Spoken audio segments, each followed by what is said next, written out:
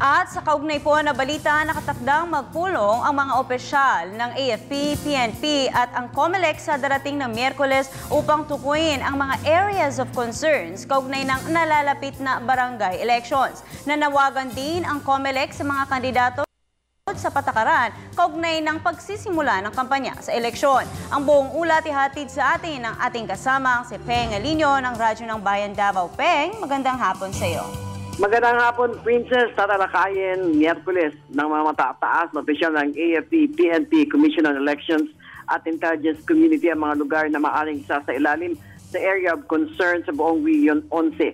Ayon kay Police Chief Superintendent Wency Pascual, Regional Director ng PRO 11, na nakatakdang ng pagpupulong siya sa Miyerkules upang dito mailatag ng bawat ahensya kung ano mga lugar sa riyon ang isa sa ilalim sa areas of concern.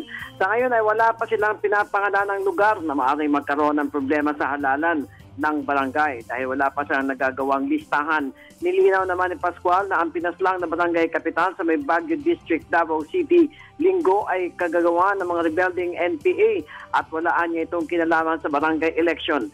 Kinilala ni Davao City Police Office DCPO Director Police Senior Superintendent Ronald De La Rosa ang pinaslang na barangay kapitan ng Barangay Kadalian, Baguio District na isang Alex Angco na itinumba ng dalawang rebelde sabay sakay sa motorsiklo matapos patuloy pa ang investigasyon ng pulisya sa mga suspect. Samantala, binalaan ni Commission on Elections o COMELEC Assistant Regional Director Attorney Marlon Casquejo ang mga EPAL na mga kakandidato sa darating na barangay election na bawal pa silang mangampanya ngayon dahil nakatakda pa ang pangangampanya sa susunod na linggo. Kanya naman pinayuhan ng mga botante na kapag may nakita silang mga pahiwatig ng mga politiko o tatakbong opisyal sa kanilang mga barangay ay tandaan na nila ito at huwag iboto ang ganito mga EPAL na magpapapili sa barangay election. Nilinaw ni Casquejo na hindi pa maaring ngayon ang premature campaigning at matatawag silang EPAL kung ginagawa na nila ito ngayon.